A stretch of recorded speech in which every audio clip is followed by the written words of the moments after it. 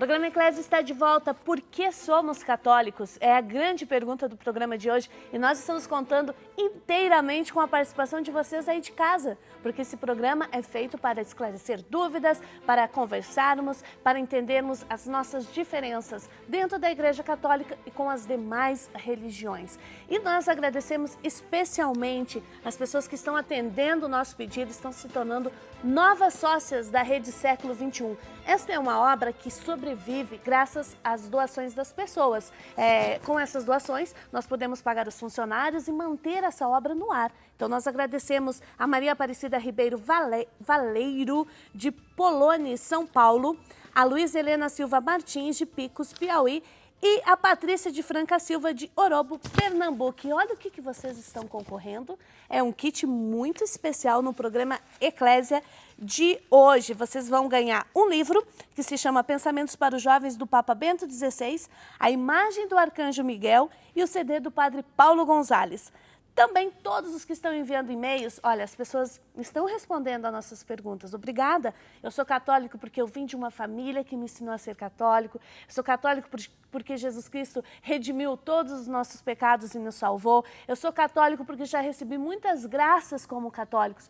Obrigada. Vocês todos que estão participando concorrem ao livro Jejum, O que é e como se faz, o CD do Márcio Pacheco, não é padre, me enganei, e o chaveiro da Sagrada Família. Então, nós agradecemos a todos vocês que estão ligando, que estão escrevendo, que estão participando na noite de hoje do programa Eclésia. Padre Guido, o Antônio Pereira dos Santos, ele está questionando essas questões da origem dos termos bíblicos. E ele é professor de teologia, não é católico, mas é professor de teologia, é um estudioso também na área. E ele envia duas questões que o senhor vê como é mais coerente responder. Primeira, padre, a palavra não é hoje mesmo, e sim hoje estará. Não existe a palavra mesmo. Hoje no hebraico é ion, eu acredito, e no grego é emera. Porém, os homens que foram crucificados com Jesus não eram ladrões, e sim salteadores, guerrilheiro. Bom, sim. Pensa aí um pouquinho, vamos para outra questão. No caso da palavra filho, em hebraico, é ben. Contextualiza tanto irmão como amigo. Porém, no grego, a palavra irmão é adelphos, que significa irmão gerado uterinamente. Não tem coerência de irmãos e primos serem a mesma coisa, pois primos no grego é anépsios. Se falei alguma palavra equivocada, me perdoe. Padre, e aí? Sim. O que posso dizer para o nosso amigo, em caso Antônio, posso em caso até telefonar, porque é bom ser até professores e conhecer profundamente a palavra de Deus contida na Bíblia. Padre, e é interessante, desculpa, que no outro e-mail ele disse, olha, padre, tudo isso é para nos unirmos, para a gente poder ter um diálogo. Exato. Aliás, vivemos nesse estilo de verdadeiros irmãos. Claro, estamos diante de uma língua pobre de termos e com vários significados. Em aramaico, por exemplo, uma palavra diz que a mesma palavra significa rio, lago, mar e oceano. É verdade que tudo isso tem em comum a água, só que um rio não é um mar, o lago não é um oceano. Como também a palavra irmão significa também irmã, primo, tio, parente. Olha, no primeiro livro da Bíblia, no Gênesis, o episódio de Abraão, que vai com o seu sobrinho, né, Lot, e a um certo ponto, bem na beira do Rio Jordão, Abraão diz para Lot, olha, se você quer ficar com as terras deste lado do rio, fica, e eu atravesso o rio e fico com as terras de lá. Se você quiser ficar com as terras do outro lado, eu te ajudo até a passar o rio para o outro lado, eu fico com as terras daqui. Mas encarecidamente, fala Abraão para Lot, não vamos brigar por isso, porque nós somos irmãos. Não fala porque nós somos tio e sobrinho, mas usa a palavra irmão. Então nós temos que fazer um grande passo para atrás, digamos assim, e chegar na mentalidade com a qual foi escrita a Bíblia para ter exatamente a versão oficial. Então, a resposta, quem sabe, mais aprofundada para o Antônio, o senhor pode entrar em contato Sim. direto. Antônio, se tu queres enviar o teu telefone também, sim. ou através do e-mail, o Padre Guido pode continuar esse assunto. Porque o nosso programa, o tempo voa e a gente recebeu muitas questões aqui. Nós agradecemos a todos vocês por estarem enviando. Olha, vários católicos falando que estão gostando do tema. Quando, por exemplo, o Emerson Edjales, ele manda um abraço para Paraíba, Baraúma. Ele diz que ele é catequista e que esse tema foi trabalhado na catequese dele, que as crianças ainda não entendem muito bem qual é a diferença da fé católica com as demais. E ele cita assim, como lidar com os protestantes católicos. Protestantes católicos seriam aqueles católicos que questionam demais a própria fé? Bom, a Maria, ela diz que é católica porque ela cita a oração do creio. Creio em Deus Pai Todo-Poderoso, Criador do céu e da terra. Ela vai fundamentando a fé dela. Mas o Guilherme Paula não é católico. E ele fala o seguinte: meu nome é Reverendo Guilherme, pastor da Igreja Presbiteriana do Brasil. E ele quer saber o seguinte, Padre Guido, por que encontramos tantas características na religião católica parecidas às religiões grego-romana, no que diz respeito às imagens, aos rituais e outros? Bom, a respeito das imagens, é um tema que, inclusive, muitos protestantes e crentes discutem e apresentam como um tema muito grave. Eles apelam à proibição das imagens, conforme está gravado no segundo livro da Bíblia, o Êxodo, no capítulo 20, no versículos de 1 até 5, onde Deus fala para Moisés: não farás imagens, esculturas, etc., porque somente eu sou Deus. Se nós abrirmos neste mesmo livro do Êxodo, o capítulo 25, nos versículos 17 a 20, encontramos como Deus diz para Moisés: faça 2 querubins, isto é, anjos de ouro. Aí vem a pergunta: Deus permite as imagens ou Deus está contra as imagens? Deus, meus amigos, não tem nada contra as imagens. Contra as imagens, o culto exagerado, que as pessoas, algumas chamam de idolatria, deve ser eliminado. Claro, se deve adorar única e exclusivamente a Deus. As imagens devem ser veneradas, porque a imagem é sempre uma oportunidade para nós imitar as boas virtudes daquele santo, daquela santa. Quem de nós não carrega na sua carteira uma fotografia da esposa, da namorada ou dos filhinhos, das pessoas mais achegadas? Não é culto, não é idolatria, mas vendo a imagem, vendo a fotografia, nós lembramos destas pessoas queridas que tanto pensam e que se preocupam de nós.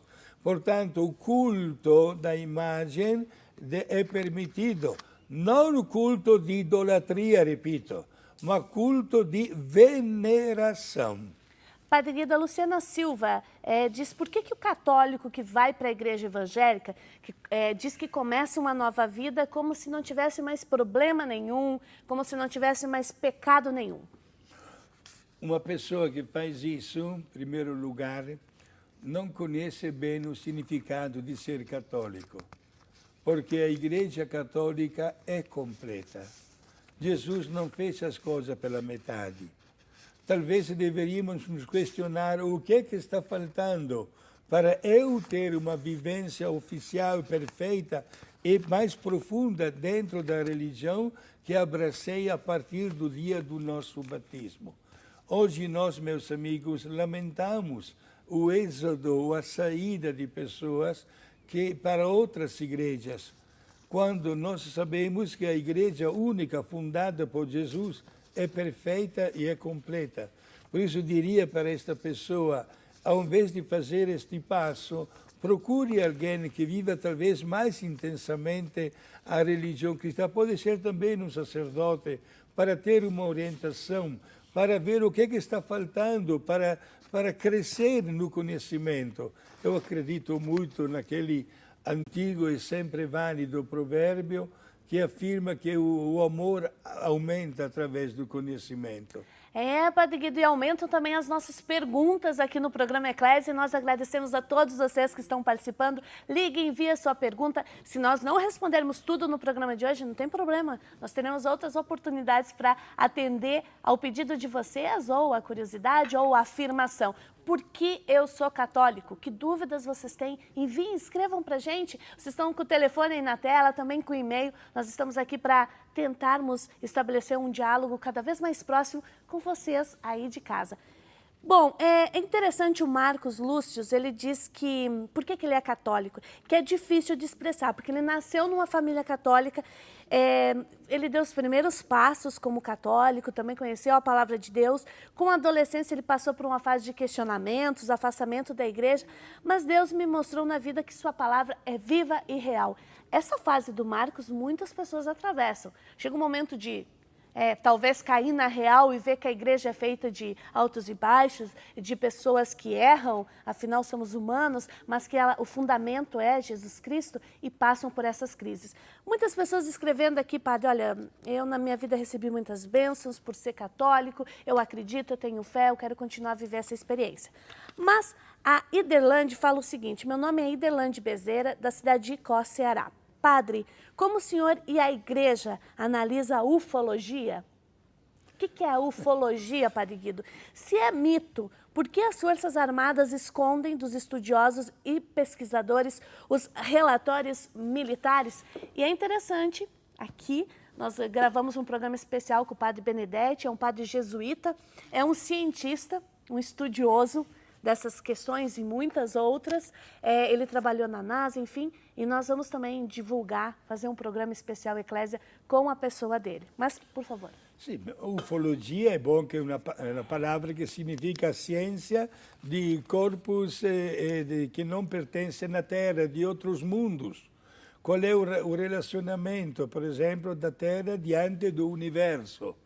É claro que não cabe à pessoa humana pensar que, de uma maneira até meio soberba, dizer que foi a predileta de Deus, que não existe outro tipo de vida, etc. A igreja está aberta no campo científico, está aberta e respeita, não tem nada contra a fé. Sim. Agora, que possa ter uma vida também em outros planetas, quem somos nós para proibir a Deus de fazer uma coisa desta? O senhor falou que era ufologia? Exato, né? Sim. Isto é esta ciência que estuda corpos que não pertencem à Terra, né? E que se manifestam por aí. Temos... olha, eu morei 10 anos em Minas Gerais, e tem uma cidade, Varginha, né? Exatamente. Diz que é a capital dos corpos extraterrestres que tem por aí. Gente, diante da fé, não cabe à pessoa humana manifestar qualquer julgamento. Seria simplesmente ridículo criar uma dimensão, né, divina só para a Terra.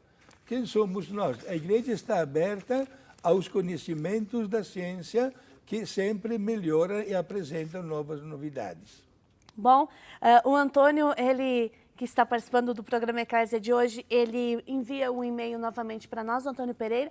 Ele diz que é evangélico da Assembleia de Deus, mas ele ama muito a figura do Papa. E ele pede as nossas orações, todos nós, católicos ou não, por ele. Então, nós agradecemos enormemente os seus e-mails e a sua participação e esse intercâmbio nosso entre católicos e não católicos. Eu acredito que quanto mais nós, católicos, entendermos a dimensão da nossa fé, mais respeito, mais diálogo, mais abertura teremos para nos relacionarmos com as demais pessoas, não é, Padre? Perfeito. Ed é interessante notar a postura do Santo Padre, o Papa, diante das pessoas que não vivem a nossa mesma fé. Em primeiro lugar, há um sentido de grande acolhida e de profundo diálogo com estas pessoas, à procura de um entendimento e, sobretudo, usamos agora as mesmas palavras do Papa, mesmo também diante dos casos mais tristes que podem acontecer na vida humana. Ele define a igreja como um hospital em campo de batalha, onde não se pergunta a uma pessoa ferida como é que está o colesterol, né, e como é que está o diabetes, mas é ferida e precisa logo de ser socorrida. Isto é, a igreja tem esta grande dimensão de acolher a todas as pessoas, de não fazer nenhuma rejeição, de considerar-se aberta ao diálogo, porque quanto mais nós nos conhecemos e nós nos amamos, tantos problemas são solucionados e também no caminho da fé encontrará uma solução agradável para tantos nossos irmãos. E nós vamos continuar com as nossas perguntas, com os esclarecimentos. Vocês que estão em casa, continuem vendo as suas perguntas, mas o Padre Guido vai fazer uma viagem muito especial e nós gostaríamos que o senhor falasse como vai ser essa viagem, essa Semana Santa na Terra Santa. Exato, no ano que vem, 2014, teremos a grande alegria de viver a Semana Santa na Terra Santa. Uma iniciativa da Rede Século XXI, né, com a agência US Travel, o nome vai aparecer agora na vossa telinha. Iremos passar na Terra Santa aquela semana especial do ano. Já pensaram, meus amigos, caminhar e carregar também uma cruz, claro, não daquelas pesadas, né? Mas no mesmo caminho que Jesus carregou a cruz, naquela Sexta-feira Santa, ver os lugares onde Jesus nasceu, o lugar do Calvário, onde ele ressuscitou também no seu túmulo, né? Visitar tantos lugares ligados à história sagrada. Venha conosco, entre em contato quanto antes com a agência, o número vai aparecer agora na sua telinha, para ter maiores informações. Passaremos dias inesquecíveis, uma experiência única na Terra Santa, exatamente na Semana Santa. Padre Guido, e certamente o senhor pode falar também que as pessoas terão condições especiais para pagarem essa viagem, que não tenham medo, o padre vai acompanhar durante todo o trajeto, é uma experiência única. Né? Exato, que terminará com a bênção do Papa Francisco na Praça de São Pedro no dia de Páscoa. E depois iremos visitar também o Santuário Eucarístico de Lanciano, onde está o corpo e o sangue de Jesus, ainda vivo depois de 1400 anos, e também o Santuário do Santo Padre Pio de Pietrelcina. Gente, eu estarei acompanhando como diretor espiritual, conto também com a vossa presença, façam um esforço, estude com a vossa família esta bela possibilidade de passarmos a Semana Santa na Terra Santa. E a equipe da Rede Século XXI vai estar em peso lá, uma equipe boa de trabalho, que vai trazer o resultado dessa viagem efetivamente para vocês aí em casa e apresentar aqui no programa Eclésia. Então é uma oportunidade única.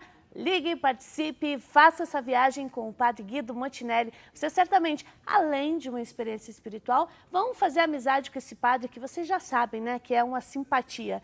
E nós queremos agradecer mais uma vez a Laura Pinzan de Pieri. Ela é de Avaré, São Paulo. Ela se tornou uma nova sócia aqui da Rede Século XXI. E você já sabe que está concorrendo no dia de hoje, né? É um kit especial que está aí, vocês estão vendo. Pensamentos para os jovens do Papa Bento XVI e imagem do Arcanjo Miguel, além do CD do Padre Paulo Gonzalez. Todos que estão participando, enviando seus e-mails, muito obrigada. Todos estão concorrendo ao livro Jejum, o que é e como se faz, ao CD do Márcio Pacheco e chaveiro da Sagrada Família. Por que você é católico? Já respondeu essa pergunta? Já enviou a sua dúvida? Daqui a pouquinho nós voltamos e vamos falar mais sobre esse assunto. Até mais!